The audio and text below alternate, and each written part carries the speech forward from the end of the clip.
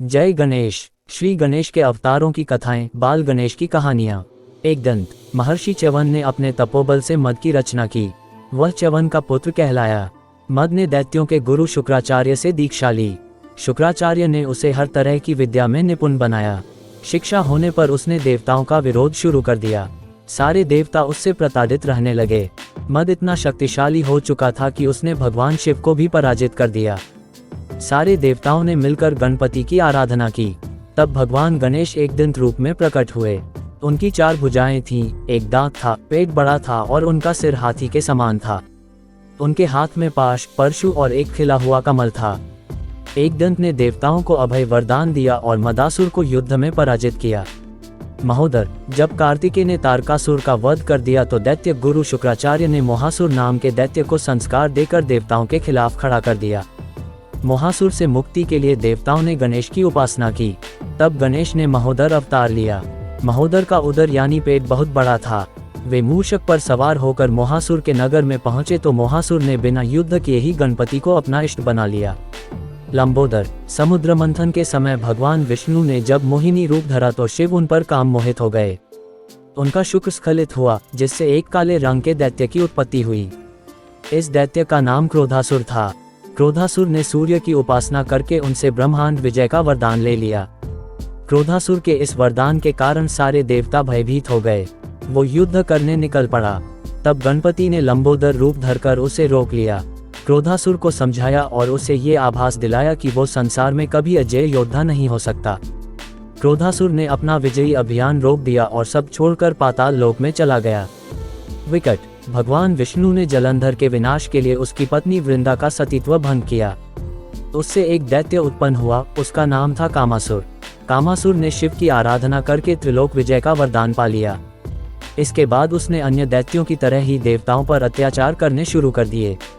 तब सारे देवताओं ने भगवान गणेश का ध्यान किया। तब भगवान गणपति ने विकट रूप में अवतार लिया। विकट रूप में भगवान मोर पर विराजित होकर अवतरित हुए। उन्होंने देवताओं को अभय वरदान देकर कामासुर को पराजित किया। विघ्नराज, एक बार पार्वती अपनी सखियों के साथ बातचीत के दौरान जोर से हंस पड़ी। उनकी हंसी से एक विशाल पुरुष की उत्पत्ति हुई। पार्वती ने उसका नाम मम रख दिया। वह माता पार्वती से मिलने के बाद वन में तप के लिए चला गया। वहीं उसकी मुलाकात शंबरासुर से हुई। शंबरासुर ने उसे कई आसुरी शक्तियां सिखा दी। उसने मम को गणेश की उपासना करने को कहा। मम ने गणपति को प्रसन्न कर ब्रह्मांड का राज मांग लिया। शंबर ने उसका विवाह अपनी पुत्री मोहिनी के साथ कर दिया। शुक्राचार्य ने मम के तप के बारे में सुना तो उसे दैत्य राज के पद पर विभूषित कर दिया। ममासुर ने भी अत्याचार शुरू कर दिए और सारे देवताओं के बंदी बनाकर कारागार में डाल दिया। तब देवताओं ने गणेश की उपासना की। गणेश विघ्नराज के रूप में अवतरित हुए। उन्होंने ममासुर का मान मर्दन कर देवताओं को छुड़वाया। धूम्रवर्ण, एक बार भगवान ब्रह्मा ने सूर्य देव को कर्म राज्य का स्वामी नियुक्त कर दिया। राजा बनते ही सूर्य को अभिमान हो गया। उन्हें एक बार छींक आ गई और उस छींक से एक दैत्य की उत्पत्ति हुई। उसका नाम था अहम। वो शुक्राचार्य के समीप गया और उन्हें गुरु बना लिया। वह अहम से अहंतासुर हो गया।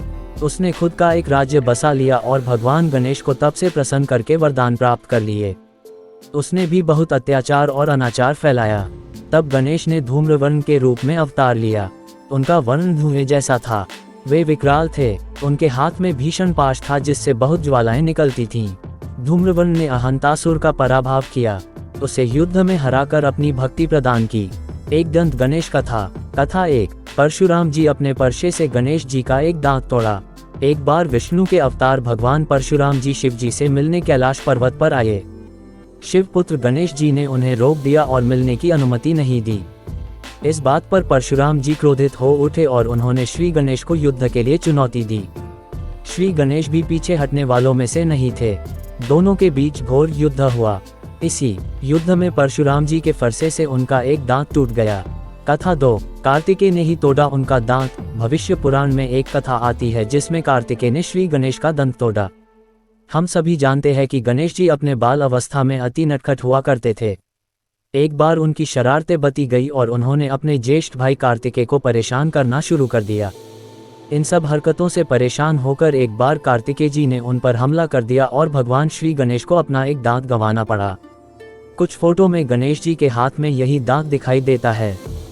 कथा 3, वेद व्यास जी की महाभारत लिखने के लिए खुद ने तोड़ा अपना दांत। एक अन्य कथा के अनुसार महर्षि वेद व्यास जी को महाभारत लिखने के लिए बुद्धिमान किसी लेखक की जरूरत थी। उन्होंने इस कार्य के लिए भगवान श्री गणेश को चुना। श्री गणेश इस कार्य के लिए मान तो गए, पर उन्होंने एक शर्त अपनी भी रखी कि वेद व्यास जी महाभारत लिखाते समय बोलना बंद नहीं करेंगे।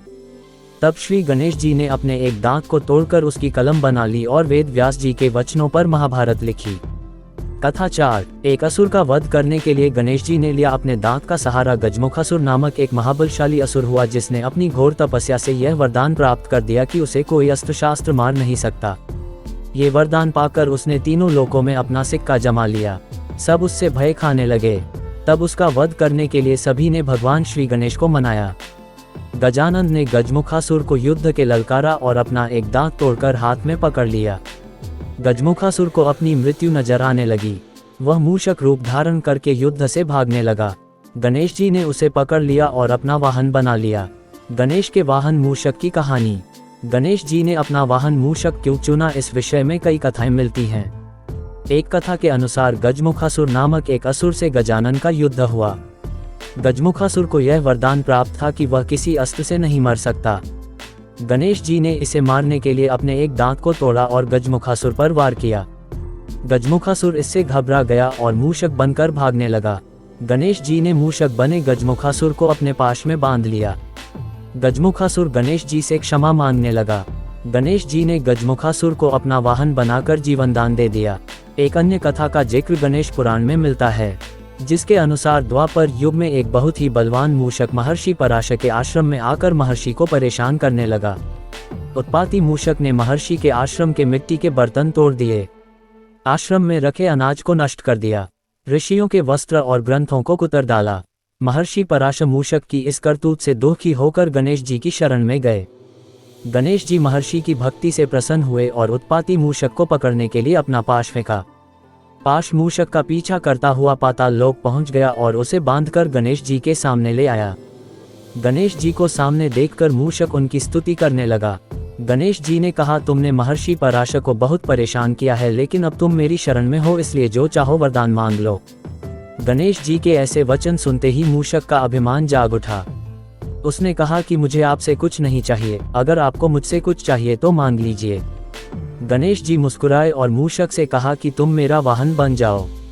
अपने अभिमान के कारण मूषक गणेश जी का वाहन बन गया, लेकिन जैसे ही गणेश जी मूषक पर चढ़े, गणेश जी के भार से वह दबने लगा। मूषक ने गणेश जी से कहा कि प्रभु, मैं आपके वजन से दबा जा रहा हूँ। अपने वाहन की विनती सुनकर गणेश जी ने अपना भार कम कर लिया। इसके बाद से मूषक गणेश जी का वाहन बनकर उनकी सेवा में लगा हुआ है। गणेश पुराण में ये भी वर्णन किया गया है कि हर युग में गणेश जी का वाहन बदलता रहता है। सतयुग में गणेश जी का वाहन सिंह है, त्रेता युग में गणेश जी का वाहन मयूर है और वर्तमान युग यानी कलियुग में उनका वाहन घोड़ा है। क्यों चढ़ाई जाती है दूर्वा? हम सभी यह जानते हैं कि श्री गणेश को दूर्वा बहुत प्रिय है। दूर्वा को दूब भी कहा जाता है। यह एक प्रकार की घास होती है जो सिर्फ गणेश पूजन में ही उपयोग में लाई जाती है। आखिर श्री गणेश को क्यों इतनी प्रिय है दूर्वा? इसके पीछे क्या कहानी है? क्यों इसकी 21 गांठें ही श्री गणेश को चढ़ाई जाती है? एक पौराणिक कथा के अनुसार प्राचीन काल में अनलासुर नाम का एक दैत्य था। उसके कोप से स्वर्ग और धरती पर त्राही त्राही मची हुई थी। अनलासुर एक ऐसा दैत्य था जो मुनि ऋषियों और साधारण मनुष्यों को जिंदा निगल जाता था। इस दैत्य के अत्याचारों से त्रस्त होकर इंद्र सहित सभी देवी देवता, ऋषि मुनि भगवान महादेव से प्रार्थना करने जा पहुंचे और सभी ने महादेव से यह प्रार्थना की कि वे अनलासुर के आतंक का खात्मा करें। तब महादेव ने समस्त देवी देवताओं तथा ऋषि मुनियों की प्रार्थना सुनकर उनसे कहा कि दैत्य अनलासुर का नाश केवल श्री गणेश ही कर सकते हैं। फिर सबकी प्रार्थना पर श्री गणेश ने अनलासुर को निगल लिया। तब उनके पेट में बहुत जलन होने लगी। इस परेशानी से निपटने के लिए कई प्रकार के उपाय करने के बाद भी जब गणेश जी के पेट की जलन शांत नहीं हुई, तब कश्यप ऋषि ने दूर्वा की 21 गांठें बनाकर श्री गणेश को खाने को दी। ये दूर्वा श्री गणेश जी ने ग्रहण की, तब कहीं जाकर उनके पेट की जलन शांत हुई। ऐसा माना जाता है कि श्री गणेश को दूर्वा चढ़ाने की परंपरा तभी से आरंभ हुई। क्यों नहीं चढ़ाते तुलसी? धर्म ग्रंथों के अनुसार भगवान गणेश को भगवान श्री कृष्ण का अवतार बताया गया है और भगवान श्री कृष्ण स्वयं भगवान विष्णु के अवतार है। लेकिन जो तुलसी भगवान विष्णु को अत्यंत प्रिय है, इतनी प्रिय कि भगवान विष्णु के ही एक रूप शालिग्राम का विवाह तक तुलसी से होता है, वही तुलसी भगवान गणेश को अप्रिय है, इतनी अप्रिय कि भगवान गणेश के पूजन में इसका प्रयोग वर्जित है। पर ऐसा क्यों है? इसके संबंध में एक पौराणिक कथा है। एक बार श्री गणेश गंगा किनारे तप कर रहे थे। इसी कालावधि में धर्मात्मज की नवयौवना कन्या तुलसी ने विवाह की इच्छा लेकर तीर्थ यात्रा पर प्रस्थान किया। देवी तुलसी सभी तीर्थ स्थलों का भ्रमण करते हुए गंगा के तट पर पहुंची। गंगा तट पर देवी तुलसी ने युवा तरुण गणेश जी को देखा, जो तपस्या में विलीन थे। शास्त्रों के अनुसार तपस्या में विलीन गणेश जी रत्न जटित सिंहासन पर विराजमान थे। उनके समस्त अंगों पर चंदन लगा हुआ था। उनके गले में पारिजात पुष्पों के साथ स्वर्ण मणि रत्नों के अनेक हार पड़े थे। उनके कमर में अत्यंत कोमल रेशम का पीताम्बर लिपटा हुआ था। तुलसी श्री गणेश के रूप पर मोहित हो गई और उनके मन में गणेश से विवाह करने की इच्छा जागृत हुई। तुलसी ने विवाह की इच्छा से उनका ध्यान भंग किया। तब भगवान श्री गणेश ने तुलसी द्वारा तप भंग करने को अशुभ बताया और तुलसी की मंशा जानकर स्वयं को ब्रह्मचारी बताकर उसके विवाह प्रस्ताव को नकार दिया।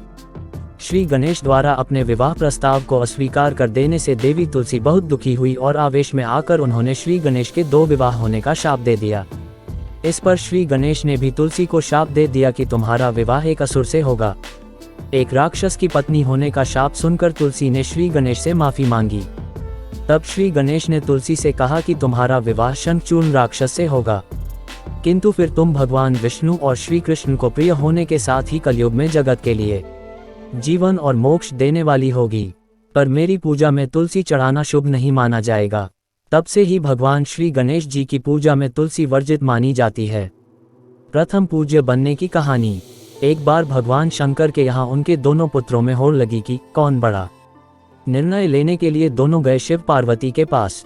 शिव पार्वती ने कहा, जो संपूर्ण पृथ्वी की परिक्रमा करके पहले पहुंचेगा उसी का बड़प्पन माना जाएगा। कार्तिकेय तुरंत अपने वाहन मयूर पर निकल गए पृथ्वी की परिक्रमा करने। गणपति जी चुपके से एकांत में चले गए।